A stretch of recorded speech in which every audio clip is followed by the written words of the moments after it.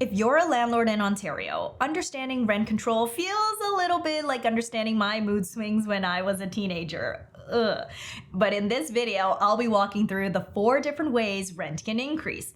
When a unit is rent controlled, when rent control doesn't apply, when to use above the guideline increases, and when to increase by agreement. My name is Weiting Bollu. I am the CEO and co-founder of Openroom.ca, where my team aggregates court orders from across Canada as it relates to residential tenancies, and we make it searchable for you to make more informed decisions of who you rent to and who you rent from.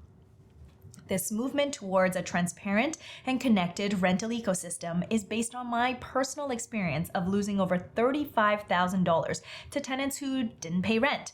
Yes, you can judge me and laugh at me. It was painful financially, mentally, and emotionally, but now, really, I believe in a world of education, and that's where Open Room University comes in, where I share knowledge of what I wish I knew with you. Okay, let's dive in, shall we? Under the Residential Tenancies Act, some units are rent controlled and others are rent control exempt. And the difference can determine whether your rent increase is perfectly legal or destined to be rejected by the landlord and tenant board before it even gets off the ground. But wait, what's rent control? It's where a landlord can't increase rent by too much. It usually goes up once a year, and the government decides how much is allowed. It exists because it helps people stay in their homes and to stop surprise rent jumps that people can't afford. Rent-controlled units. In Ontario, most units are first occupied on or before November 15th, 2018, and these will fall under rent control. For these, the landlord can raise rent only up to the annual guideline that is set out by the province of Ontario. The next year's allowable increase percentage is usually released on the government's website before August 31st of the prior year. On rent-control-exempt units, the units first occupied after November 15th of 2018, these are exempt from the guidelines. So this includes new builds, new basement apartments, and shiny conversions. Here, the landlord can raise rent by any amount, but still must follow the rules, which are 12 months must pass between each of the increases, and 90 days written notice is still required.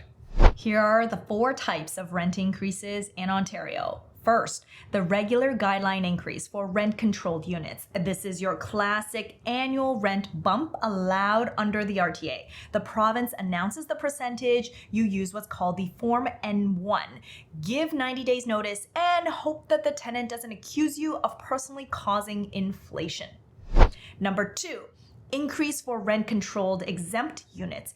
If your unit qualifies as rent-control exempt, you can raise the rent by any amount using the Form N2. Same timing rules apply, 12 months since the last increase and your 90 days notice. Can you raise it by 20%? Yeah, but should you? That's a question for you, and I'll just leave it at your side, okay? Number 3, above the guideline increases. Now, under the RTA, landlords of rent-controlled units can apply for an AGI, which is above the guideline increase, if your municipal taxes increased significantly, you've got major capital expenditures that were completed, your security services cost more. Above the guideline increases exist to cover major capital expenses, allowing landlords to recover the cost of necessary long-term repairs, such as roofing or structural work that cannot be absorbed through regular rent increases. And just a note, the LTB right now limits most AGIs to 3% above the guideline per year. If you're interested in this topic specifically, I hosted a webinar with Paralegal on AGIs. Check in the description. Number 4, rent increase by agreement, which is the Form N10. Under the RTA, landlords and tenants can mutually together agree to a higher rent increase, usually to pay for improvements or extra services. But just remember that the tenant actually still gets 5 days to change their mind, like a cooling off period in the case that a nice upgrade didn't turn out to be worth the extra dollars. All right. It's time for our rental trio, the top 3 takeaways for this video. There are 4 types of rent increases. The more you know, the more options you have. Use each type of rent increase when warranted to improve your rental property for both you and your tenant. Ensure the rights of each party are clearly understood and protected. Now, whether your unit is rent controlled or exempt, it determines what increases you can apply and how far they can go. Use the correct RTA section, the right form, the right notice, and do it properly. That's it for now. If you've enjoyed this, hit subscribe and I'll see you next week. Thank you so much for tuning in.